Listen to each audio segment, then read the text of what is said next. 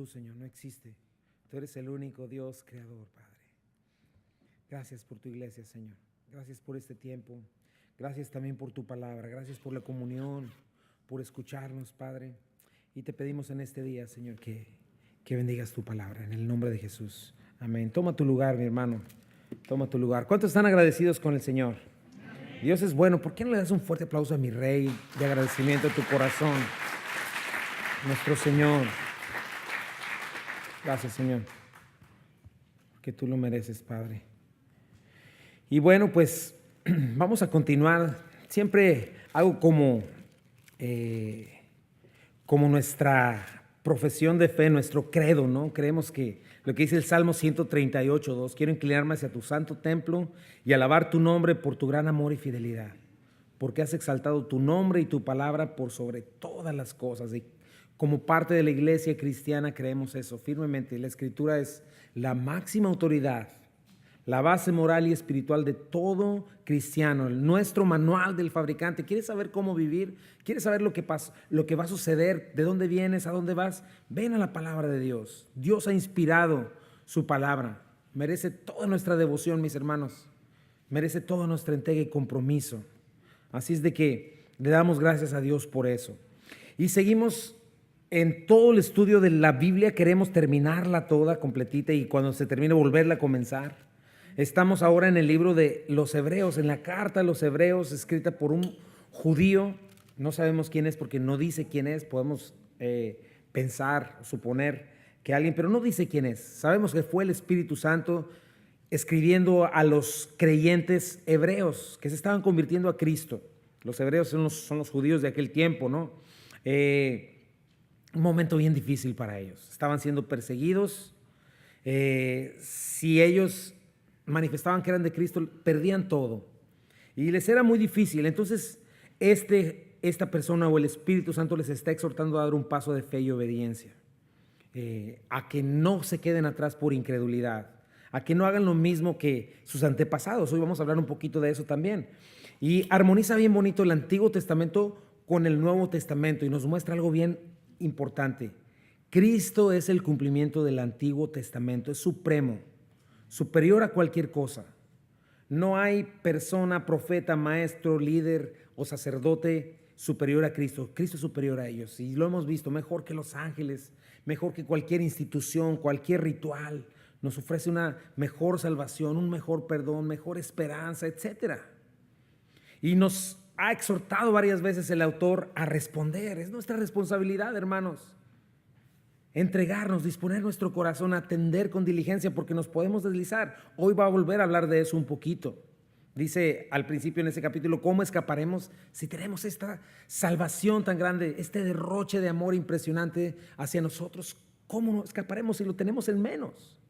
Y nos muestra el plan glorioso de Dios para nosotros, cómo todo va a ser restaurado, aquello que se perdió en Edén, la creación entera va a volver a estar sujeta a nosotros. Y me encanta ver eso, porque quiero que veas eso. No somos producto de la evolución, como dice el mundo ateo. No somos producto del azar, no surgimos de la nada. Tenemos significado, tenemos identidad, tenemos propósito. Y nos enseña Hebreos cómo Cristo obtuvo todas esas cosas. Cómo con su vida, muerte y resurrección, siendo el autor supremo de nuestra salvación, sustituyéndonos, tomando nuestra identidad, ganando la justicia de Dios para nosotros, recibiendo el castigo de nuestra maldad. ¿Te acuerdas de eso? Saboreó la muerte por nosotros y fue coronado de honra y gloria. Nos hizo sus hermanos, nos santificó, nos dio victoria sobre Satanás. Es nuestro fiel sumo sacerdote, lo veremos en las próximas semanas. Ya nos habló cómo Cristo es superior a Moisés. Era importante decirle a los judíos eso, porque para ellos Moisés era lo más importante que existía para un judío. Y dice, ¿sabes qué? Cristo es superior a Moisés, porque el ministerio de Moisés fue para algo terrenal, algo temporal, algo que se veía en un tabernáculo temporal, un pueblo aquí, en esta tierra. Pero lo que Cristo hizo no fue un tabernáculo temporal, sino en lo celestial. Él literalmente entró al cielo y nos abrió las puertas del cielo. Nos hizo un llamamiento espiritual, nos dio una herencia espiritual, no solamente una tierra aquí. En otras palabras, es superior. Y nos ha dicho esto, ¿no? Cómo nos está hablando del camino a la incredulidad. Es bien importante. ¿Dónde se aloja? ¿Cuál es la consecuencia? Y aprendimos que es importantísimo cuidarnos de ella, de escuchar toda esta verdad, todas estas cosas maravillosas y no dejarlas, cuidar de no dejarlas de lado. Vimos que necesitamos disponer nuestro corazón cuando escuchamos al Espíritu Santo. Si no escuchamos con atención, se endurece nuestro corazón. Vimos cómo todo pecado que practicamos o que podemos llegar a caer, la raíz es la incredulidad, ¿verdad? Por falta de madurez, crecimiento, por ser carnales, todas esas cosas tienen como raíz la incredulidad. Si no crees, si eres carnal, todo eso. Y trae consecuencias, ¿verdad? No difiere mucho un cristiano carnal de un incrédulo. ¿Te acuerdas cuáles eran los pasos? Incredulidad al escuchar la palabra. La escucho, digo sí, pero no. Endurezco mi corazón. Entonces comienzo a vagar en mi mente y en mi corazón, distraído en mis pensamientos, no pongo atención para las cosas determinantes para la vida, ¿verdad? Entonces quedo vulnerable al engaño de este mundo, al engaño de mis emociones, de Satanás, porque la verdad no haya cabida en mi corazón, y empiezo a amar mis caminos, mis convicciones, y finalmente se entrega a un corazón malo e incrédulo, lo cual tarde o temprano queda separado del Dios vivo. Acuérdate de eso, mi hermano. Estamos tratando con eso y es muy importante tomarlo en mente. La palabra de Dios nos está enseñando eso estas semanas. El pecado más grande no es el suicidio, ni el homicidio, ni el infanticidio, ni ser terrorista, sino el pecado más grande es la incredulidad. ¿Qué significa eso? Decidir malignamente no creerle a Dios. ¿Te acuerdas? Incredulidad y desobediencia son sinónimos y llevan a la muerte eterna. Y no viene por falta de fe. La incredulidad no viene por falta de fe ni por falta de evidencia, sino por dureza de corazón, por un corazón vago, incapacitado para reconocer y conocer los buenos caminos del Señor, por estar centrado en uno mismo. Por eso dice el autor, terminamos con esa la última vez, exhórtense unos a otros para no ser seducidos. Y el día de hoy vamos a hablar en este mismo tema, pero un poquito más dirigido al reposo de Dios, porque la incredulidad y la desobediencia llevó a estos israelitas a no alcanzar el reposo de Dios. ¿Qué es el reposo de Dios? La salvación. Se está dirigiendo a este tipo de personas. ¿Te acuerdas? Son tres tipos de personas. Los que están flaqueando, pero el segundo tipo de personas son aquellos que dicen sí es cierto, es lógico, es la verdad, pero no están dando un paso. No han hecho una decisión de obedecer por fe. Y eso es lo que estamos viendo, ¿no? La Biblia por todos lados nos advierte. Porque Dios no se deleita en la muerte del impío, no quiere que nadie se pierda. Entonces nos enseña eso, nos está enseñando eso. No es suficiente con estar a punto, ya casi me rindo al Señor. Ya casi estoy aceptando el Evangelio, o lo acepto intelectualmente, ¿no? Pero nunca entregarte a Él en sí. No es suficiente probar, admirar el Evangelio y decir qué bueno es Dios y qué bueno es Cristo. Si no aceptas y no obedeces, si no te entregas, ¿no? No es suficiente con confirmar, sí es cierto, es verdad. Pero de pronto amo mi pecado o temo la persecución o temo el rechazo, ¿verdad? Cualquier otra cosa y no entregarme. ¿Te acuerdas? Tiene que haber un arrepentimiento. ¿Qué es un arrepentimiento? Una vuelta en 180 grados. Acuérdate, todo ser humano sin Dios, tú, yo, todos nosotros, vamos caminando en dirección hacia donde nuestro perverso corazón nos dirige y vamos corriendo. Y esa dirección es obviamente dándole la espalda a Dios, vamos lejos. Arrepentimiento es dar media vuelta, reconocer, espérame tantito, ¿hacia dónde voy? ¿Hacia dónde me dirijo? ¿Qué estoy haciendo con mi vida? Mis planes, ¿quién soy? ¿Voy mal? Estoy dándole la espalda a Dios. Entonces, reconociendo eso, reconociendo mi error, me vuelvo 180 grados hacia el otro lado y comienzo a correr en dirección contraria. ¿Y quién crees que está en dirección contraria? A Dios, su verdad. Entregarme a Él con todo el corazón, reconociéndolo como Salvador y Señor. Y al parecer algunos de estos judíos quizá habían hecho una confesión de fe pública, quizá oraron para aceptar a Cristo, pero por la persecución y las pruebas, quizá no habían guardado su fe, como decía el Señor, estaba en pedregales su fe y la palabra estaba siendo robada. Entonces no estaban dispuestos a entregarse por completo a Cristo y apostataron.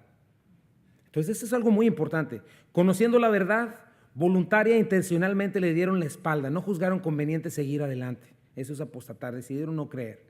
Y sus obras dieron testimonio de esta incredulidad y no entraron al reposo. Por eso el día de hoy vamos a continuar con esta exhortación. Y esta ocasión el autor se va a enfocar en el reposo de Dios, que lo perdieron. Por eso yo titulé este mensaje, entra en el reposo, no te quedes afuera. Vamos a darle lectura. Hebreos 4, versículos del 1 al 11, vamos a estudiar hoy. Dice, temamos pues, no sea que permaneciendo aún la promesa de entrar en su reposo, alguno de vosotros parezca no haberlo alcanzado. Porque también a nosotros se nos ha anunciado la buena nueva como a ellos, pero no les aprovechó el oír la palabra por no ir acompañada de fe en los que la oyeron. Pero los que hemos creído entramos en el reposo, de la manera que dijo, por tanto, juré en mi ira, no entrarán en mi reposo, aunque las obras suyas estaban acabadas desde la fundación del mundo. Porque en cierto lugar dijo así del séptimo día, y reposó Dios de todas sus obras en el séptimo día. Y otra vez aquí, no entrarán en mi reposo. Por lo tanto, puesto que falta que algunos entren en él, y aquellos a quienes primero se les anunció la buena nueva no entraron por causa de desobediencia, otra vez determina un día, hoy, diciendo después de tanto tiempo, por medio de David, como se dijo, si oyeres hoy su voz, no endurezcáis vuestros corazones, porque si Josué les hubiera dado el reposo, no hablaría después de otro día. Por tanto, queda un reposo para el pueblo de Dios, porque el que ha entrado en su reposo también ha reposado de sus obras, como Dios de las suyas. Procuremos, pues, entrar en aquel reposo, para que ninguno caiga en semejante ejemplo de desobediencia. Señor, bendice tu palabra, Padre, y dame de nuevo, Señor, para hablarla, por favor. Fuerza, Señor, y cada uno de nosotros corazones, Padre, para recibirla, claridad, atención, en el nombre de Jesús. Amén. Entonces tenemos esto del reposo. Hoy vamos a ver qué es esto del reposo. Mi primer punto es eso. La incredulidad es algo muy serio. No te quedes atrás sin entrar en él o en el reposo. Dice el versículo 1, temamos pues, no sea que permaneciendo aún la promesa de entrar en su reposo, alguno de vosotros parezca no haberlo alcanzado. Entonces comienza con otro término de conclusión. Dice, temamos pues, por tanto temamos. Temer es la palabra fobeo, que significa atemorizar, alarmarse, amedrentarse, espantarse, literalmente, ¿no? Tener miedo. Y es lo primero que nos dice de lo que hemos venido viendo. La mayor parte del tiempo, mis hermanos, tememos lo que no deberíamos temer e ignoramos lo que deberíamos temer. Estamos temblando por rumores, por circunstancias, y es más, hasta como que desarrollamos cierta adicción a noticias y artículos. ¿Y qué dice aquí? Todo ese rollo, ¿no? Y cosas que quién sabe quién escribió con motivos bien chuecos, y no tomamos en cuenta a Dios, cuando Dios nos llama a temerlo a Él. Ahora, ¿qué es el temor? Es bien importante. Temor implica un temor reverente que trae honra y respeto. Eso es lo primero que debemos pedir a Dios en nuestras vidas, mis hermanos. Conocer a nuestro Señor, saber con quién estamos tratando. No solo por tener miedo del castigo de Dios. No es eso, es mucho más profundo. El saber quién es Él, lo que ha hecho por nosotros, cuánto nos ama. El temer solo el castigo es un temor sucio. Decía Juan, les decía a los fariseos, son como serpientes que huyen del fuego. Dice, huyen de la ira venidera. ¿Quiénes son este tipo de personas? Son gentes que en realidad Dios no les importa en lo más mínimo, solo quieren librar el castigo.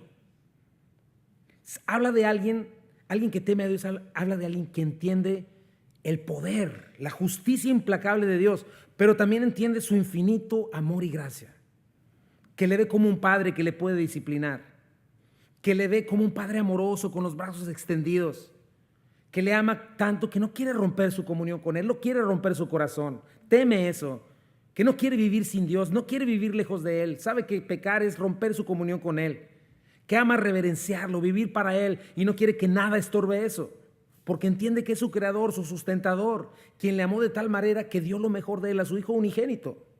Esto es de lo que viene hablando. Dice, temamos pues. ¿No te puede ocurrir algo más terrible? Que Dios quite su mirada de misericordia, paciencia y amor de tu vida por causa de necedad y de incredulidad. Y eso es algo que es posible que suceda en alguien que se endurece a la verdad, en alguien que siempre anda vagando en sus propios argumentos y no pone atención, en alguien que se empecina en su incredulidad y termina engañado por el pecado, por, como dicen en los versículos anteriores, no retener firme hasta el fin la confianza que previamente le había dado a lo que había oído, por apoyarse en su propia prudencia. Entonces es algo que debemos temer, mis hermanos, a la incredulidad, al pecado, al engaño del pecado, a la dureza de corazón, andar con ese corazón vago e incrédulo. Y entonces que Dios anda enojado como con Israel por nuestra necedad. Porque como aquí lo dice, la promesa sigue vigente. Dice, la promesa está vigente todavía. Hoy todavía está la puerta abierta, la invitación de Dios sigue en pie. ¿Sabes qué es el reposo? Es un sinónimo de salvación. Ahorita vamos a hablar más de eso. Pero el autor nos está diciendo esto: debemos temblar ante la simple idea de siquiera pensar en no alcanzarlo, solo por necedad. Por eso dice que alguien parezca no haberlo alcanzado. O sea, que por su conducta, sus decisiones, su manera de pensar al respecto de esta vida, esté dando evidencias de que realmente nunca creyó, porque sigue viviendo para sí mismo, sigue viviendo para este mundo. No hay ningún cambio. Y eso es algo que nos habla de lo que es la seguridad de nuestra salvación, mis hermanos. El único lugar donde podemos estar seguros en Cristo es cuando estamos delante de la palabra, la cual nos juzga nuestros pensamientos, juzga nuestra conducta. Hemos recibido un nuevo nacimiento por el Evangelio. Tenemos en el interior de nosotros el Espíritu Santo dándonos testimonio de que somos hijos de Dios. Pero muy importante, vemos en nuestras vidas el resultado. Estamos viendo transformación paulatina. Estamos viendo cambios en nosotros que no dependen de nuestras fuerzas, sino de Dios actuando en nosotros. Y eso es lo que asegura nuestros corazones delante de Dios. Eso es lo que viene diciendo. Porque yo no puedo decirte, oraste para recibir a Cristo, no te preocupes, hagas lo que hagas, no vas a perder tu salvación. No, eso no lo enseña la Biblia. Obviamente sí enseña que si estamos en Cristo, estamos seguros en Él y nada nos puede arrebatar de su mano. Pero esa es una seguridad que te da lo que ya te dije anteriormente. Porque alguien puede decir, es que sí soy cristiano, pero soy un cristiano carnal. Soy un cristiano inmaduro. Y lleva una vida caracterizada por desobediencia a la verdad, por incredulidad. ¿Sabes qué? Esa es una vida incierta. Esa es una vida insegura. Yo no podría decirte al final, Dios va a abrir los libros, dice y vas a ver quién está escrito en el libro de la vida, pero vivir así no es una vida segura en Cristo. Y no quieres vivir así. Porque un cristiano genuino rehúsa vivir de esa manera. ¿Sabes por qué rehúsa vivir así? No porque quiera solamente huir de la ira venidera, sino porque entiende el privilegio y la bendición de su salvación. Por eso el Señor dijo, por sus frutos los conocerán. No puede un árbol bueno dar frutos malos. Dijo el Señor, muchos me dirán en aquel día, Señor, Señor, no profetizamos en tu nombre, hicimos milagros, echamos fuera demonios. Y dice, yo les declararé, apártense de mí, hacedores de maldad. No, sí. Porque dice eso, ¿no? El que hace la voluntad del Padre es el que entra al reino de los cielos, no el que dice Señor, Señor. Lo puedes leer todo eso en Mateo 7. Ahora, ¿cuál es la voluntad del Padre? Porque hay una línea que espero que hoy nos quede clara. Porque a veces pensamos, bueno, entonces tengo que portarme bien, tengo que ser bueno, ya no tengo que decir groserías, es algo así, pero hay un camino. Mira lo que dice, en primer lugar, la voluntad del Padre, ¿cuál es? Juan 6, 28 y 29. Entonces le dijeron, ¿qué debemos hacer para poner en práctica las obras de Dios? Esto sucedió en un momento en el que había él alimentado a 5,000 personas, se va de ahí porque lo querían hacer rey, cruza el mar y van y lo alcanzan y le dicen, Señor, ¿dónde estás? Y el Señor les dice, de cierto les digo que me vinieron a buscar, no porque la multiplicación del pan, sino porque comieron y se saciaron. Y les dice, trabajen por el pan que sacia, el pan de vida eterna. Y entonces le preguntan eso. Entonces, si es obras, ¿qué debemos hacer para poner en práctica las obras de Dios? Respondiendo Jesús les dijo, esta es la obra de Dios, que crean en el que Él ha enviado. Y es lo que hemos venido viendo, ¿verdad? Si incredulidad es desobediencia igual. Creer no es una mera fe intelectual. La fe bíblica implica confianza plena en lo que Dios ha prometido, en lo que Él ha dicho, entendiendo lo que Él ha dicho, entendiendo quién es Dios. Dios es bueno, Dios eternamente sabio, Dios es justo, su voluntad siempre es buena, siempre es perfecta y siempre es agradable, aunque vaya en contra de mi voluntad. Y no existe nada mejor por hacer, ciertamente es su voluntad. Entonces, vivir siguiendo fielmente al Señor, movidos por esa fe, por esa confianza. Fe es sinónimo de confianza también en lo que Dios ya hizo a través de Jesucristo. Yo estaba perdido, yo estaba condenado por mis pecados, yo estaba equivocado, no era Dios. Mis pecados merecen condenación eterna, pero Dios amó tanto al mundo que entregó a su Hijo unigénito para que yo al creer no me pierda, mas tenga vida eterna. Y entonces eso trajo a mi vida nueva y nuevos apetitos, etcétera. Entonces habla de alguien que conociendo la promesa parezca que se queda atrás. La palabra justereo, que significa posterior, quedarse corto, destituido. Alguien engañado que decide confiar en sí mismo, decide al final confiar en su propia justicia y no en la justicia de Dios. Nos dice, alguien parezca no haber alcanzado esto, alguien se quede atrás. No, vamos a hablar un poco más de eso. Pero el Espíritu Santo nos sigue dando ejemplo de lo que puede suceder. Dice el versículo 2, ¿quiénes son los que se quedan atrás por incredulidad? Dice, porque también a nosotros se nos ha anunciado la buena nueva como a ellos, pero no les aprovechó el oír la palabra por no ir acompañada de fe. Ahí va, nos va explicando qué es quedarse atrás. Anunciar la buena nueva es la palabra evangelizo, de nuestra palabra evangelizar. Se les ha dado una buena nueva. Entonces lo que está diciendo es a ellos, a esta primera generación que se quedó fuera del reposo de Dios, que salieron de Egipto, ¿te acuerdas? Hablamos de ellos hace 2 semanas. Dios también les anunció las buenas noticias. Dios les prometió una y otra vez, tengo un reposo para ustedes. Tengo una tierra prometida. La tierra prometida era sinónimo de este reposo, el sinónimo de esta salvación. A ellos Dios los estuvo buscando, los alcanzó, se les reveló como a nosotros hoy. El evangelio está siendo predicado en todo el mundo. Hoy estamos porque alguien nos predicó el evangelio. Pero hubo un problema con ellos, mi hermano, que puede ser un problema con nosotros. No les aprovechó el oír la palabra. Eso es posible. Es posible que escuches la palabra y no te aproveche. Aprovechar es la palabra ofeleo, que significa beneficiar o adelantarte, ¿verdad? Lo contrario a justereo, que es quedarse corto. Beneficiar es lo contrario, adelantarte, beneficiarte, serte útil. Está diciendo eso. Todos aquellos que dicen, pues sí, predican la palabra en esa iglesia, pero todos siguen igual, ¿no? O ha escuchado la palabra, pero pues parece que no pasa nada en la persona. Bueno, esta es la respuesta. Obviamente el problema no es la palabra de Dios. El problema es un corazón duro, un corazón vago, un corazón incrédulo, malo, que decide no poner atención. Esa es una buena enseñanza, mis hermanos. No es suficiente escuchar la Escritura si no pones atención. No es suficiente si no dispones tu corazón a recibirla, a creerla. Si todo el tiempo lo único que haces es escucharla y después ignorarla. O estarla escuchando y como ahorita estarte justificando, ya estás dándote razones. No, pero es que yo quién sabe que. No, pero es que yo no, porque quién sabe que. Dándote razones a ti mismo de por qué tú eres la excepción, la regla, de por qué no aplica para ti. ¿Por qué justo ahora en este momento? Es que no entiende Dios. Hoy no puedo obedecer. No puedo. ¿Me entiendes? Esa es la esencia del corazón duro de incredulidad, sinónimo de desobediencia. Acuérdate de eso. No obedeces no porque no puedas, sino porque no crees.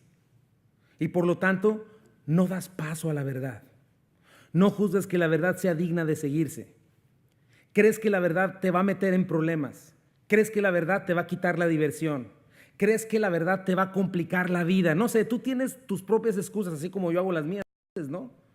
Pero tienes que saber que es todo lo contrario. Lo que causa problemas, lo que corta tu diversión, lo que complica tu vida es precisamente la falta de verdad en ella. Falta de atención, falta de amor por la verdad. Falta de amor por Cristo. Él es el que invita constantemente, quiero mejorar tu vida, quiero bendecirte, pero no. O sea, un corazón ocupado por mí mismo donde la palabra no haya cabida. Dios les estaba dando estas buenas noticias y ellos decidieron no confiar en Él. O sea, no sirve de nada que oigamos si no creemos. Nunca vamos a ver beneficios ni ganancias a menos que nuestro oír la palabra esté acompañado de fe, lo cual implica amor, devoción, confianza plena en lo que Dios dice, que es digno de seguirse. Decir es digno de seguirse. Un judío en aquellos tiempos, por eso Pablo, acuérdate, le está hablando a los judíos, podía jactarse de eso. Pues es que nosotros somos judíos. Nosotros tenemos la ley, tenemos las ordenanzas, tenemos los rituales que Dios nos da. Pero el punto no es tenerlo o conocerlo, sino creerlo y obedecerlo. El punto de la ley, el punto de la palabra, el punto del evangelio no es tenerlo, sino vivir bajo ello. Por ejemplo, si un policía te para por romper alguna ley, lo peor que podrías hacer es defenderte diciendo, sí, pero ¿sabe qué, policía? Me sé todo el manual, es más, me lo sé de memoria y me sé todas las leyes viales. ¿Sabes que eso te va a culpar aún más? Las leyes no están ahí para que las conozcas y no hagas nada, sino para que las tomes en cuenta y vivas bajo sus ordenanzas. Entonces, es lo mismo. Tienes que entender esa línea porque vivimos en estos tiempos, mis hermanos, tiempos peligrosos. El conocer el Evangelio no nos hace salvos. No nos hace salvos el conocerlo. Nos hace salvos el confiar en el Evangelio, el vivir por el Evangelio. Leer la Biblia, traerla cada domingo a la iglesia, incluso enseñar la Biblia, tener la membresía en alguna iglesia, incluso cumplir los rituales como la comunión, el bautismo, no te hace cristiano. Ninguna de esas cosas te hace cristiano. ¿Sabes qué es lo único que te hace cristiano? Confiar en Jesucristo, entregarle tu vida, rendirte a Él. Y movido por esa fe, hacer lo que haces, amar a tu prójimo, aborrecer y alejarte de la maldad, practicar la comunión, ahora sí, bautizarte, ir a una iglesia, servir y demás. Pero no sé si veas ese orden. Porque podemos practicar rituales, podemos ir a una iglesia, podemos servir, pero si no comenzamos desde la fe en Jesucristo, solo estamos practicando religión. Y la religión no salva. Eso le pasó a los judíos. El provecho principal o primordial del evangelio es que seas salvo. Y solo hay salvación cuando crees, cuando confías, cuando te entregas al Señor. No lo contrario, cuando te entregas a la dureza de corazón, a la vagancia de tus propios conceptos, sino cuando cultivas un corazón fiel al Señor, a la verdad, cuando escuchas, atesoras y comienzas a decir como David, tu palabra, Señor, es más dulce que la miel y que la que destila del panal, Señor, más preciada, más valiosa que el oro y que mucho oro afinado. Entonces tenemos que hacer conciencia, mi hermano. Qué bueno, gracias a Dios, que predicamos la palabra en nuestra iglesia. Qué bueno que la escuches, pero piensa en eso, ¿estás poniendo atención? ¿La estás creyendo? ¿Estás viviendo por ella? Por eso tengo mi punto 2. El reposo de Dios está disponible a todo el que crea. Dice, pero los que hemos creído, entramos en el reposo. En otras palabras, la única manera de entrar en el reposo de Dios es por confiar en Él, no solo por escuchar, ya lo vimos, ¿no? ¿Te acuerdas los israelitas? 40 años del testimonio de parte de Dios, evidencia tras evidencia de parte de Dios, las buenas intenciones de Dios, su amor, pero no confiaron, dijeron sí, pero no. Nosotros igual. La Escritura resplandece en nuestro corazón y la Escritura nos empieza a juzgar. Cuando tú te sientes juzgado y que yo estoy aquí, no soy yo el que te está juzgando, mi juicio no vale de nada. ¿Sabes qué es lo que está juzgándote? La palabra de Dios. El Espíritu Santo está hablando a tu corazón. Y personas pueden pensar, es algo lógico, es algo verdadero. El Espíritu te da convicción de pecado, te revela a Cristo, pero a menos que digas, lo creo, lo recibo, lo guardo y ahora voy a vivir por ello, no vas a recibir el provecho de entrar en el reposo de Dios.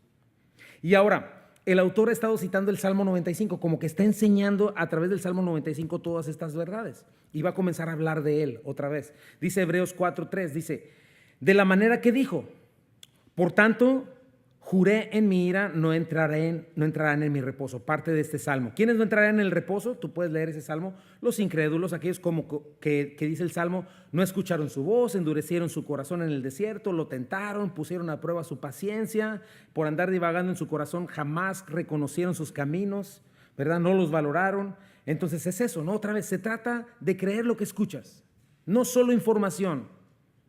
Es más, ¿sabes qué? Ni siquiera es suficiente que lo hayas experimentado, porque los israelitas experimentaron el poder de Dios, vieron, tomaron del agua, comieron del maná, pero no fue suficiente tampoco eso, porque no creyeron. Entonces hay quien pueda decir, pues yo sí creo, y sí creo que Él me ama y creo en Cristo. ¿Sabes por qué? Porque me sanó del cáncer, sí, salvó mi matrimonio, sí, salvó a mi hijo de la muerte, por eso creo. Sí, pero si esta persona no está creyendo en Jesucristo, no confió en Cristo como su Salvador, no se entregó a Él, esa experiencia del poder de Dios en su vida no lo hace salvo, porque esos milagros se siguen tratando de Él, de su enfermedad, pero no de su pecado contra Dios, de su matrimonio y su restauración de su matrimonio, pero no de su condenación por haber pecado, de su hijo sanado, pero no de Cristo muriendo por sus pecados, entregando su vida por Él, dándole vida eterna, porque reconoce que tiene un problema mayor que su cáncer, un problema mayor que aún su matrimonio maltrecho e incluso que su hijo enfermo. Todos esos problemas van a terminar cuando Él muera.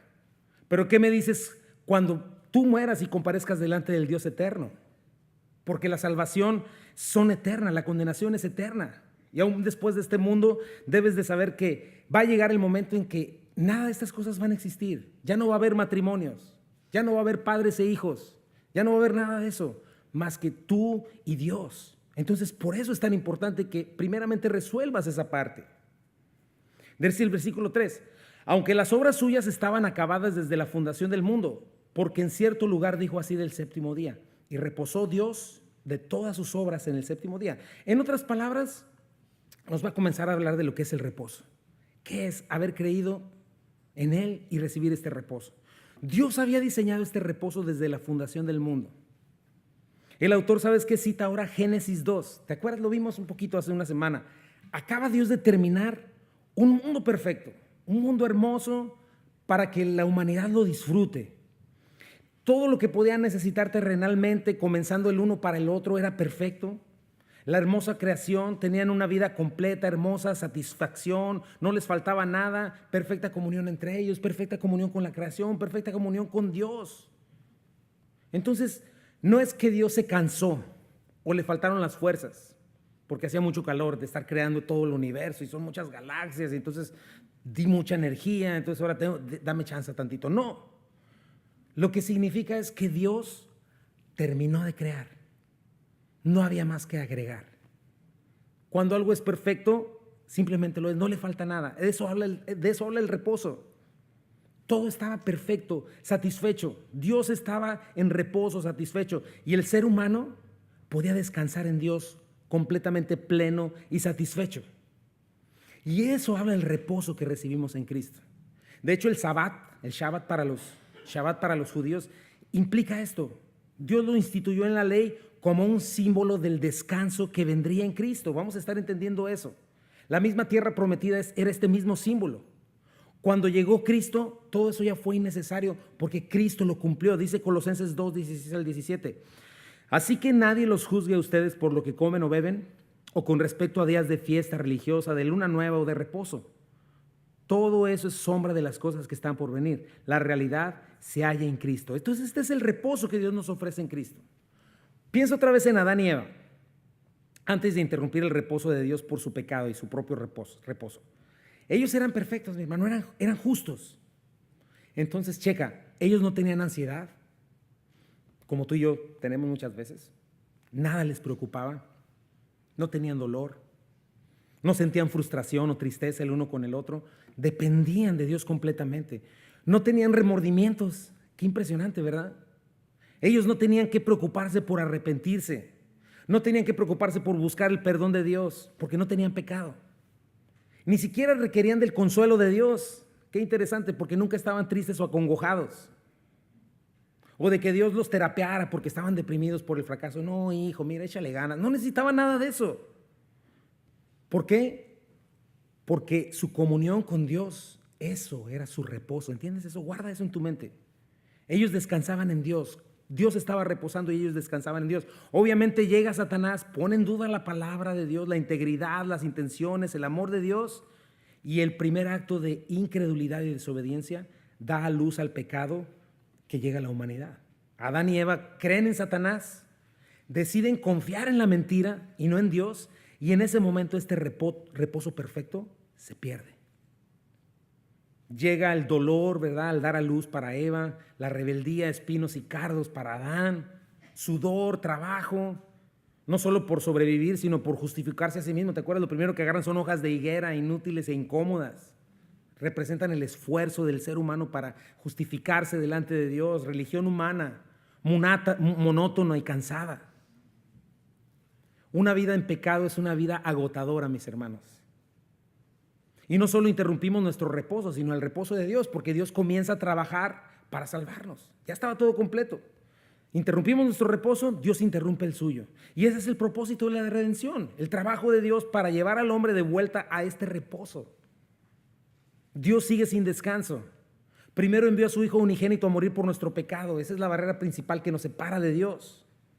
En Cristo Dios proveyó una vez más este descanso en Él, donde recibimos vida eterna.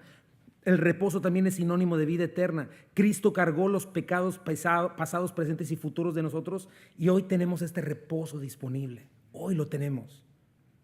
Número 3, requerimos responder hoy, no mañana. Por lo mismo, tenemos que responder hoy. Dice versículos del 5 al 8.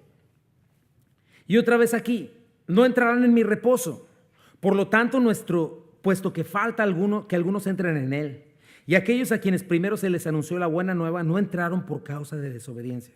Otra vez determina un día, hoy, diciendo después de tanto tiempo por medio de David, como se dijo, si oyeres hoy su voz, no endurezcas vuestros corazones, porque si Josué les hubiera dado el reposo, no hablaría después de otro día. Checa cómo le da un poquito más de luz y sentido la Nueva Traducción Viviente. Dice estos mismos versículos. Y en el pasaje citado también dice, jamás entrarán en mi reposo. Sin embargo, todavía falta que algunos entren en ese reposo. Y los primeros a quienes se les anunció la buena noticia no entraron por causa de su desobediencia. Por eso Dios volvió a fijar un día, que es hoy, cuando mucho después declaró por medio de David lo que ya se ha mencionado: si ustedes oyen hoy su voz, no endurezcan el corazón. Ahora bien, si Josué hubiera logrado darles este descanso, Dios no habría hablado de otro día de descanso o un porvenir. Es decir, el autor está mencionando 4 generaciones. Bueno, la primera generación la mencioné yo. La primera generación fue Adán y Eva. Desprecian el reposo de Dios por su incredulidad. Lo pierden. La segunda generación fueron estos israelitas que salieron de Egipto. Dios les anuncia el evangelio, las buenas noticias. Tienen que andar 40 años en el desierto porque desprecian a Dios debido a su incredulidad y dureza de corazón. Pero está esta tercera generación, los que Josué metió a la tierra prometida. Y en efecto, Dios les dio descanso de sus enemigos por un tiempo, porque obviamente era sombra de lo que había de venir y no obedecieron. Mira lo que dice Deuteronomio 6, 10 al 12. Cuando Jehová tu Dios te haya introducido en la tierra que juró a tus padres, Abraham, Isaac y Jacob, que te daría en ciudades grandes y buenas que tú no edificaste, o sea, ya estaba todo listo ahí, y casas llenas de todo bien que tú no llenaste, y cisternas cavadas que tú no cavaste, viñas de olivares que no plantaste, y luego que comas y te sacies. Cuídate de no olvidarte de Jehová, que te sacó de la tierra de Egipto, de casa de servidumbre. O sea, Dios les promete liberarlos de todos sus enemigos, darles descanso al entrar a la tierra prometida. Mira lo que dice en Deuteronomio 25, 19. Por tanto, cuando Jehová tu Dios te dé descanso de todos tus enemigos alrededor, en la tierra que Jehová tu Dios te da por heredad para que la poseas, borrarás la memoria de Amalec debajo del cielo. No lo olvides. Esa es la tierra que representa el reposo en Cristo. Este era un reposo nacional, no era un reposo espiritual, porque te vas a dar cuenta si sigues leyendo el desastre que sucedió con Israel por su incredulidad. Pero está hablando de esta tercera generación y habla de una cuarta generación, un remanente de los israelitas que van a ser restaurados como nación, que son los que le está hablando el autor. Dios va a cumplir todas sus promesas en Abraham, David, donde les va a dar descanso de todas sus obras. Él es soberano y creó al hombre para que tuviera comunión con él. Piensa en eso, nos está diciendo eso. O sea, por un lado nos está diciendo esto: nada puede frustrar los planes de Dios, ni Satanás, el arcángel rebelde o una humanidad incrédula. El camino es angosto, sí, pero hay unos que van a entrar del pueblo de Israel todavía. Está en camino eso. Va a ser restaurado el pueblo de Israel. Pero por otro lado dice, hay un día para todos los demás, para todos nosotros, para ellos, y ese día es hoy. O sea, tú y yo, la humanidad entera tiene la oportunidad de entrar en este reposo, el cual es Cristo. Pero nos está diciendo, la puerta no está indefinidamente abierta. ¿Sabes cuándo termina la oportunidad para entrar en el reposo para cada persona? Cuando muere. Y a veces antes. Porque a veces Dios quita su mano. Pero para la humanidad también está por terminar. Ya no quedan profecías por cumplir. Hoy van a hablar de eso con los niños, ¿verdad? La iglesia va a ser arrebatada y van a comenzar los últimos 7 años de existencia de esta tierra como la conoces. El fin viene. Hoy está abierta la puerta. Hoy estamos en el Día del Hombre. ¿Cuál es el Día del Hombre? El hombre es el juez. El hombre pone a Dios en el banquillo de los acusados, ¿verdad? El hombre hoy en día, pregúntale, y se atreve a culpar a Dios. Por eso hay ateístas, ateos, por eso hay naturalistas, por eso se cree en la evolución. Hasta se ignora a Dios y se le echa la culpa de todo, ¿verdad? Lo matan. Están decidiendo si lo que dice, no, yo no creo en Dios. O sea, Dios está siendo juzgado por el hombre. Hoy es el día del hombre, pero por lo mismo es el tiempo de la gracia de Dios. Hoy Dios está siendo paciente y misericordioso. ¿Por qué no viene un rayo y fulmina a aquellos que hablan bien feo de Dios y lo blasfeman tan terriblemente? ¿Por qué hoy es la gracia de Dios? ¿Por qué no vino Dios a hacerlo cuando nosotros lo hicimos? Porque es un Dios lleno de gracia. Pero esa gracia es para hoy. Es hoy, ese es un énfasis que nos da la palabra de Dios. No es para mañana. No sabes lo que va a pasar mañana, no sabes. Es más, no sabes lo que va a pasar en las próximas horas. El único chance que tienes para creer es hoy. El único chance que tienes para obedecer y confiar en Dios es hoy. Dice la palabra, 2 Corintios 6:2, porque dice, en tiempo aceptable te he oído y en día de salvación te he socorrido. He aquí ahora el tiempo aceptable, he aquí el día de la salvación. Proverbios 29:1 dice, el que reprendido endurece la cerviz o el cuello, ¿verdad? Y se pone así, de repente será quebrantado y ya no habrá para él medicina. O sea, viene la imagen que vimos en los primeros versículos de quedarse atrás. Es decir, en cuanto a la gracia de Dios, en cuanto a la salvación, el tren está caminando, por eso habla de gente que se queda atrás. Cuando nos subimos al tren estamos en Cristo, vamos avanzando, vamos hacia arriba. Pero el término caminar con Cristo lo explica, ¿verdad? No dice el término aprendan a estar sentados con Cristo, no dice aprendan a caminar con Cristo. Y el tren de la gracia en este momento se detiene para cada hombre, para cada persona. Dios está clamando por medio de la iglesia, por medio de ti, de mí, cada domingo. Arrepiéntanse, Dios no quiere que nadie se pierda, sino cobren el arrepentimiento, regresen a Cristo. Y está el tren de la gracia abierto hoy, está parado en la estación. Pero no va a estar ahí permanentemente. Y no quieres quedarte fuera, porque para ti no sabes cuándo va a ser el tiempo. Por eso Dios limita el tiempo para la salvación. ¿A cuándo? Hoy. Porque hoy puede ser tu último día, tu única oportunidad. Más adelante no puedes estar seguro. ¿Qué tal si el Señor dice, hasta aquí llegó tu tiempo en esta tierra, un paro cardíaco, un accidente?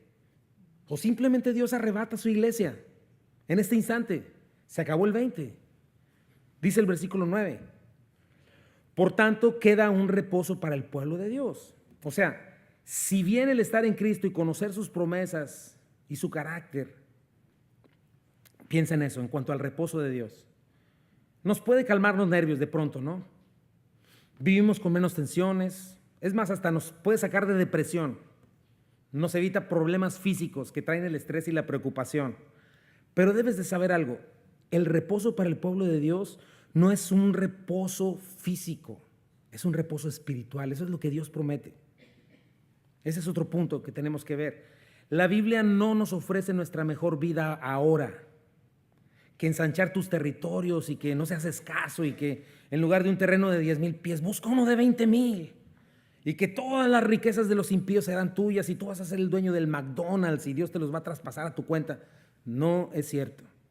Cuidado con esos falsos profetas, son falsos obreros, infieles, que prometen los deseos de los ojos, de la carne y la vanagloria de la vida, como un ídolo. Buena parte de la iglesia está sumida en idolatría de este tipo, porque no idolatran a Cristo, no adoran a Cristo, idolatran estas cosas, el dinero, el tener, la sanidad. El Señor prometió que en el mundo tendríamos aflicciones, que el mundo nos odiaría, que el mundo nos perseguiría, así como a Él lo persiguieron. Pero los cristianos sabemos que a pesar de las aflicciones, a pesar de persecuciones, de enfermedad, a pesar de vivir en este mundo caído, tenemos reposo en la salvación en Cristo. Sabemos que lo que Cristo nos ofrece no es temporal, no es físico, es espiritual. Y es lo que está diciendo este texto. Queda un reposo para nosotros. Aunque sí, nosotros entramos al reposo cuando creemos en Cristo. Vamos a ver un poquito de eso. Pero todavía falta que seamos librados de este cuerpo de muerte para vivir en un reposo total. Todavía falta que estemos en Cristo para estar por la eternidad en comunión plena, como cuando estuvieron Adán y Eva en un principio, en perfecta eternidad. Dice el versículo 10, porque el que ha entrado en su reposo también ha reposado de sus obras, así como Dios de las suyas. ¿Te acuerdas cómo fue el reposo de Dios? ¿Quién se acuerda? ¿Fue por cansancio? ¿Fue por debilidad? No había más que hacer. Todo estaba perfecto. Entonces tienes que ver el reposo o la salvación de Cristo de esta manera. Escuchas el evangelio, escuchas la palabra, la crees, recibes salvación, Por gracia, no por algo que tú hayas hecho, sino por gracia eres adoptado como un hijo de Dios. Por gracia eres perdonado, no porque hayas hecho nada. Por gracia eres limpiado. Por gracia tienes acceso directo al Padre sin necesidad de ninguna intercesora. Por gracia eres hecho heredero. Por gracia, si pecas, ahora puedes confesar tus pecados y Él es fiel y justo para perdonarte y limpiarte de toda maldad. O sea, ese cansancio por encontrarnos suficientes o aceptos delante de Dios, ese esfuerzo de hacer cosas buenas, de desempeñarme perfectamente para poder ser acepto, ese sentido de culpa, ese sentido de insuficiencia que me mantenía siempre con el temor del juicio, ese temor constante a la derrota espiritual cada vez que me proponía portarme bien. No, pues ahora sí voy a dejar el vicio, ahora sí voy a dejar las drogas, el alcohol, la pornografía, la lascivia, la promiscuidad. Ese sentido de que no le estoy agradando bien a Dios. Ese sentido de que no estoy obedeciendo lo suficiente, no obedezco bien. Tengo muchas debilidades. ¿Cómo puedo mejorar para que Dios no se harte de mí? Ese temor. ¿Cómo puedo hacer algo para que Dios no me deseche? Todo ese afán por encontrar identidad en las cosas de este mundo, para que otros me reconozcan como algo importante, para que pues, de pronto ya me quiera mi papá o mi mamá, o para que al menos ya sea digno de ser tomado en cuenta. Piensa en todas esas cosas, porque en todas esas cosas la humanidad trabaja y se hace pedazos, la una a la otra. Por todas esas cosas un padre o una madre abandona a su hijo. Un cónyuge, por ir tras el canto de las sirenas, abandona a su cónyuge. Es duro trabajo el pecado. Duro trabajo es vivir bajo el látigo de las obras de la carne. Así vive alguien que no conoce a Cristo. Gálatas 5, 19, 21. Adulterio, fornicación, inmundicia, lascivia, idolatría, hechicerías, enemistades, pleitos, celos, iras, contiendas, disensiones, herejías, envidias, homicidios, borracheras, orgías y cosas semejantes a estas. Todo ese esfuerzo de que a fuerza de voluntad pueda yo ser una mejor persona, pretendiendo limpiarme a mí mismo. Todas esas cosas, todo eso y más. Cuando vienes a Cristo y entras en su reposo, por la obra de Cristo de pronto recibes paz para con Dios. Recibes una nueva naturaleza, un nuevo nacimiento. Y todo eso lo hizo Cristo por ti. Entras a este reposo perfecto porque la obra de Cristo es perfecta. Recibes seguridad de perdón, recibes nuevos apetitos, nuevos apegos, nuevos deseos. De pronto comienzas a ver hecha una realidad que Dios en verdad está poniendo en ti el querer como el hacer por su buena voluntad, de hacer lo correcto, porque escuchas la palabra con fe. Recibes seguridad de perdón, recibes aceptación, salvación, transformación, y de pronto estás seguro, descansas. Nada me puede arrebatar de su mano, ni mis deficiencias, ni mis chafeces.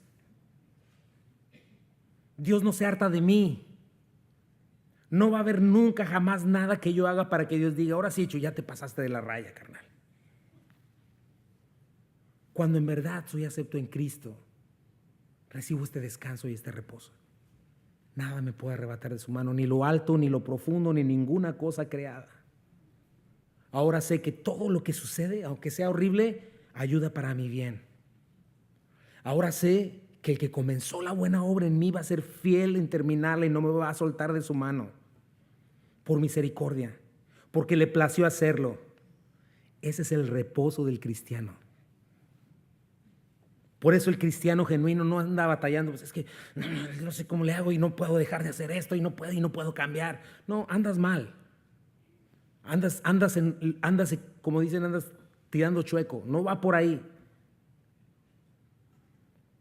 No hay nada que mejorar en la obra redentora de Cristo Jesús. Él ya lo hizo todo. A mí me toca responder.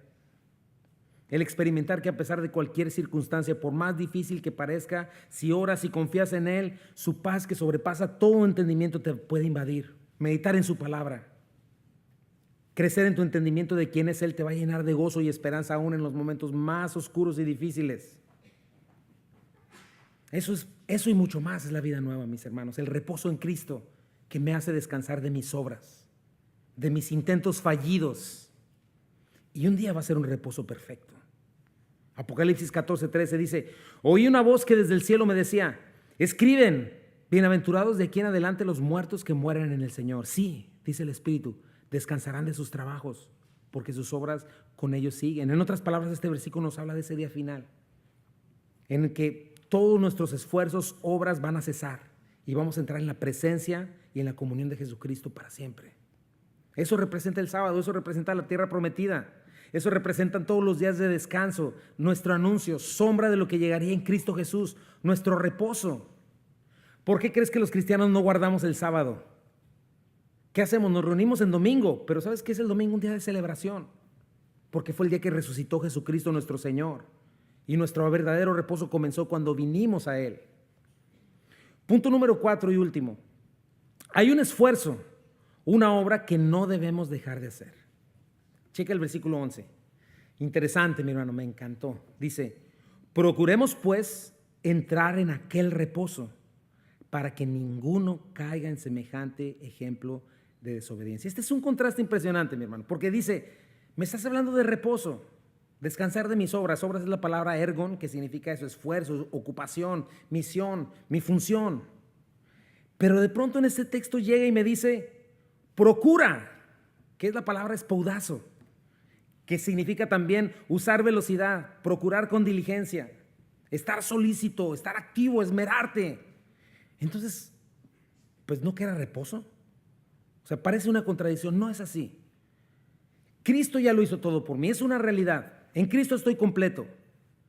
Pero hay algo, mis hermanos, que Dios sí nos deja como responsabilidad y que es algo que requiere diligencia y esfuerzo. Y ahí sí Dios te pide que te esfuerces con todo lo que tengas. Ahí sí tienes que hacer un esfuerzo. ¿Sabes qué es? Responder a su amor. ¿Cómo cayeron aquellas primeras generaciones en este horrible desobediencia? ¿Te acuerdas por qué? Lo he repetido un chorro de veces. ¿Por qué cayeron a esa primera generación? Por infieles, por duros de corazón, por vagos espirituales, por una mente vaga, incapacitados para conocer los caminos de Dios. Entonces, esa es mi responsabilidad. Esto es lo que Dios me está pidiendo a mí. De todo lo demás no te preocupes, Chuy. Yo ya me encargué. Yo ya me encargué de que tú seas acepto, de que tú seas limpio. Yo ya me encargué de que seas mi heredero. Nada te va a arrebatar de mi mano. Pero tienes una responsabilidad, Chuy. Permanece en mí. Procura con diligencia presentarte aprobado como un obrero que no tiene de qué avergonzarse. ¿Te acuerdas de Josué? Léelo tú en Josué capítulo 3. Cuando él cruzó a Israel, todo el pueblo de Dios, la tierra prometida, que se abrió el río Jordán en dos. ¿Sabes qué era lo único que había en medio de ellos? El arca del pacto. Y Dios los acomodó de manera que todos estuvieran viendo el arca del pacto. ¿Y sabes dónde estaba el arca del pacto? Sobre los hombros de los levitas. Esa era la única carga que ellos tenían que llevar. Él se iba a encargar de todos sus enemigos. Él se iba a encargar de destruir enemigos más poderosos que ellos. Pero ellos tenían que tener la responsabilidad de traer a Dios en sus hombros. Dios derrumbó Victoria, derrumbó enormes murallas, venció terribles ejércitos. Pero su responsabilidad como pueblo de Dios era mantener su atención centrada en la presencia de su Dios, de su poder, de su amor, su gracia, los ojos bien puestos en su Señor. Esa era su tarea, porque el resto lo iba a hacer Dios. Y ese es el problema con nosotros, mis hermanos. No queremos hacer lo que requiere para andar en el Espíritu Santo y permanecer en Cristo y en su palabra. Esa es tu más grande responsabilidad, porque la victoria ya la tienes, las bendiciones ya están, la mesa ya está servida. Pero nuestra responsabilidad y nuestras caídas y nuestras chaveces son porque descuidamos esta responsabilidad. ¿Qué pidió Dios antes de meterlos a la tierra prometida? Deuteronomio 10:12. Y ahora, Israel, ¿qué te pide el Señor tu Dios? Simplemente que le temas, andes en todos sus caminos con Él, que lo ames, le sirvas con todo tu corazón y con toda tu alma, que cumplas los mandamientos y los preceptos que hoy te manda cumplir para que te vaya bien. En otras palabras, mi hermano, ¿sabes que Dios no necesita tu servicio? Obviamente es bueno para ti que le sirvas. ¿Sabes que Dios no necesita tu dinero? Es saludable para ti dar, sí. ¿Sabes que Dios no necesita tus sacrificios? Porque Él no tiene hambre y si tuviera hambre no te pediría a ti, eso dice la Biblia. y es bueno para ti consagrarte a Él. Pero tienes que saber que Él es Dios contigo y sin ti. Dios no se va a morir de tristeza si tú o yo no existimos. Créemelo. Tienes que entender algo. Dios te salvó y Dios te quiere a ti porque te ama. Dios quiere tu corazón, no quiere menos de ti. Dios quiere tu pensamiento. Dios quiere toda tu vida. El religioso piensa que le hace un favor a Dios cuando hace algo bueno. No, pues ya te hice un favor, Señor. Ya vine el domingo a la iglesia y di que te vaya bien. ¿Sabes que Dios no necesita nada? Mira lo que les decía a los israelitas que pensaban así. Este pueblo de labios me honra, mas su corazón está lejos de mí. Es algo que tienes que entender, mi hermano, y es tu responsabilidad. Dios te anhela a ti. Dios quiere tu corazón. Y eso es lo que tú tienes que procurar. Ahí es donde tienes que echar toda la carne al asador. Porque te aseguro que cuando estés cerca de tu Señor y le ames con todo tu corazón, tu vida va a dar un vuelco impresionante. Ahí es donde vas a ver las victorias. Isaías 40:31. Pero los que esperan en Jehová, los que permanecen en Él, los que se esfuerzan por buscar a su Señor, tendrán nuevas fuerzas. Levantarán alas como las águilas, correrán y no se cansarán, caminarán y no se fatigarán. Vas a comprobar lo que más adelante veremos en Hebreos. Jeremías 31:33-34. Este es el pacto que haré con la casa de Israel después de aquellos días, dice Jehová. Daré mi ley en su mente, la escribiré en su corazón. ¿Quién lo está haciendo? Dios. Y yo seré para ellos Dios y ellos me serán por pueblo. ¿Quién está poniendo el querer como el hacer? Dios. Y no enseñará más ninguno a su prójimo y ninguno a su hermano, diciendo, conoce a Jehová, porque todos me conocerán. Desde el más pequeño de ellos hasta el más grande, dice Jehová, porque perdonaré la maldad de ellos y no me acordaré más de sus pecados. Esa es gracia de parte de Dios, mi hermano. No la vas a encontrar en ningún otro lugar. Espero que estés viendo esta línea delgada, mi hermano.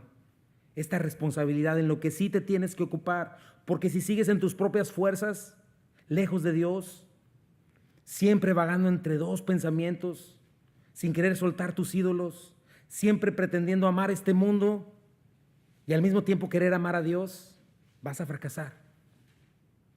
Necesitas oír, creer, entregarte a Dios por completo. Es así de sencillo. Así de sencillo.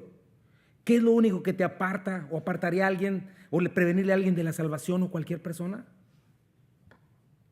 La incredulidad. Porque en Cristo ya fue todo hecho. En Cristo la puerta está abierta. Ya hay salvación. Ya hay esperanza.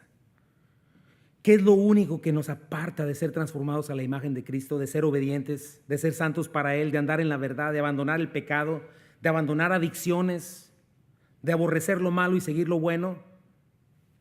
¿Sabes qué es? La incredulidad. Es incredulidad. Porque mi hermano, mi hermana, ni antes, ni hoy, ni en un futuro, jamás ha habido, ni hay, ni habrá capacidad en ti para automejorarte, entiéndelo. No va por ahí. Es una cuestión de fe, es una cuestión de confianza en la verdad, de confianza en lo que es Dios. La incredulidad es una cuestión de desconfianza en quién es Dios, en sus promesas. Por eso Cristo es nuestro reposo y tenemos que procurar entrar en Él de esta manera. A nosotros ya se nos anunció la buena nueva, mi hermano. ¿A cuántos de aquí han oído el Evangelio? Cada domingo se nos anuncia la palabra de Dios. La pregunta es esa: ¿dónde estás? ¿Dónde está tu corazón? ¿Se está endureciendo, vagando cada vez más lejos? No vas a terminar bien. ¿Quieres oír una vez más una invitación hermosa? Para que veas qué es lo que te previene de escuchar esa invitación. El Señor acaba de pasar por 3 lugares y con eso vamos a terminar. 3 lugares donde había manifestado muchos de sus milagros, donde había dicho: aquí voy a manifestar mi gracia, mi amor, mi poder. No tenían excusa. Corazín, Betsaida, Capernaum. Vamos a leerlo. Mateo 11, 20 al 22. Entonces comenzó a reconvenir a las ciudades en las cuales había hecho muchos de sus milagros, porque no se habían arrepentido. ¿Te acuerdas del arrepentimiento? No habían cambiado de manera de pensar. Versículo 21. Ay de ti, Corazín, ay de ti, Betsaida, porque si en Tiro y Sidón, lugares bien paganas y horribles, ateas, casi, si hubieran hecho los milagros que han sido hechos en vosotros, tiempo ha que se hubieran arrepentido en silicio y ceniza. Por tanto les digo que en el día del juicio será más tolerable el castigo para Tiro y Sidón, esos lugares paganos y horribles, que para vosotros, judíos que habían escuchado eso. Mateo 11, 23, 24. Y tú, Capernaum, que eres levantada hasta el cielo, una ciudad en éxito, dice, hasta el Hades serás abatida, porque si en Sodoma se hubieran hecho los milagros que han sido hechos en ti, habría permanecido hasta el día de hoy. Por tanto les digo que en el día del juicio será más tolerable el castigo para la tierra de Sodoma que para ti. Los que estuvieron en Génesis saben qué muñequitos eran los de Sodoma y quedaron en cenizas. ¿Por qué este castigo tan duro, Señor? ¿Por qué en el día del juicio va a recibir menos castigo dos ciudades paganas que estas ciudades judías? ¿Por qué Capernaum, siendo una ciudad impresionante, iba a quedar hecha escombros hasta llegar al lugar de los muertos? ¿Por qué iba a recibir un castigo peor que la perversa Sodoma? Sodoma era un lugar perverso. ¿Te das cuenta por qué? Por nuestra palabra, por nuestra palabrita, incredulidad. ¿Puedes decir conmigo incredulidad? Incredulidad. Cristo, el Hijo de Dios, llegó a estas ciudades con una gran sonrisa, con sus brazos extendidos de amor, de misericordia, paciencia, manifestando su poder, sus intenciones. Estas tres ciudades, Judá, ¿qué dijeron ellos? Gracias, pero no gracias. No te queremos. No creemos que necesite un Salvador. Míranos, somos exitosos, somos capaces. Le creemos a nuestro perverso corazón. No creemos lo que tú dices. Sí das muestras de poder y de amor, pero creemos que no somos suficientes. Ahora, chequen ese contexto, la invitación de Dios. Mateo 11, 25 al 27, porque es la siguiente parte. En aquel tiempo, en ese mismo momento, respondió Jesús. ¿Respondiendo a qué, mi hermano? A toda esta dureza de corazón e incredulidad. Te alabo, Padre, Señor del cielo y de la tierra, porque escondiste estas cosas de los sabios y los entendidos. Ese fue su problema. Se creían sabios y entendidos y las revelaste a los niños. Sí, Padre, porque así te agradó. Todas las cosas me fueron entregadas por mi Padre y nadie conoce al Hijo sino el Padre, y al Padre conoce a alguno sino el Hijo, y aquel a quien el Hijo lo quiera revelar. Esa fue su respuesta. Tanta incredulidad, mi hermano, tanta soberbia, que vivía cansada por sostener una fantasía de ser Dios. Pero ¿sabes qué me encanta la alabanza del Señor? ¿Tú qué hubieras hecho? ¿Yo qué hubiera hecho? No, estos de Corazín y Betsaida de Capernaum. Señor, envía fuego, ¿no? Pero mira qué hace el Señor. Alaba a Dios y dice, gracias, Padre, Señor del cielo y de la tierra. Gracias, Señor, porque tú le escondes de los soberbios y de los sabios. Escondes tu salvación de los incrédulos, tu reposo, pero lo revelas a los niños, a los que reconocen su necesidad, su dependencia de Dios. Dios mira de lejos al soberbio, al orgulloso, pero da gracia al humilde, lo mira de cerca. Y después de todo esto, viene la invitación, mi hermano, al reposo. Venid a mí, todos los que estáis trabajados y cansados, y yo les haré descansar. Lleven mi yugo sobre vosotros y aprendan de mí, que soy manso y humilde de corazón. ¿Y qué dice ahí? ¿Puedes leerlo conmigo? Y hallaréis descanso para vuestras almas, porque mi yugo es fácil y ligera mi carga. Ese es el camino, mi hermano, reconocer tu necesidad, tu incapacidad. ¿Y qué dice ahí?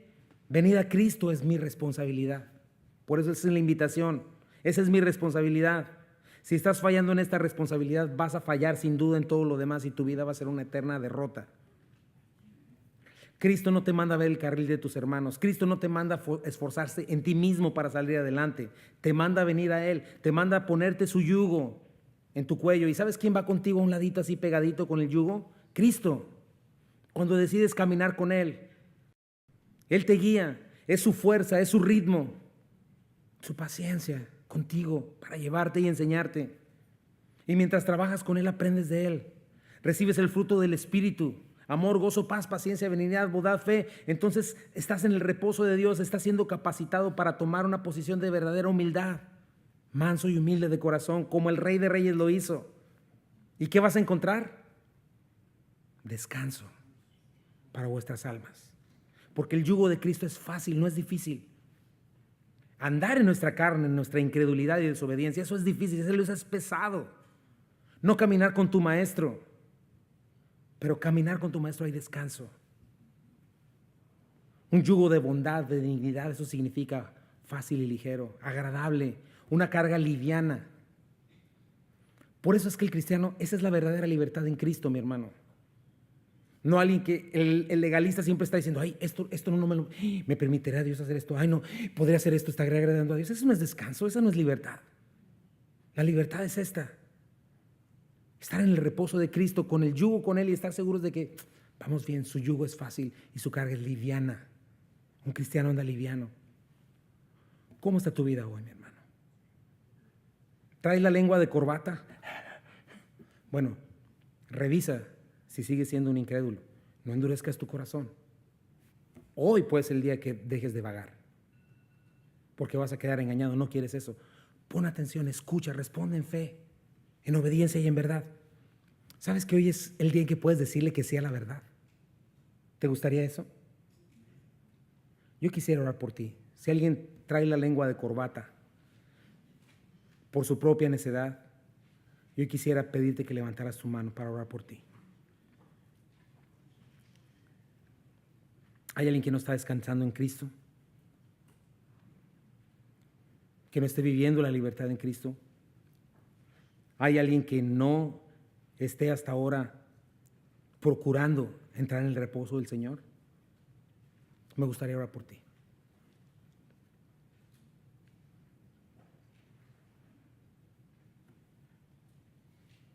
Todos acá estamos caminando con el Señor.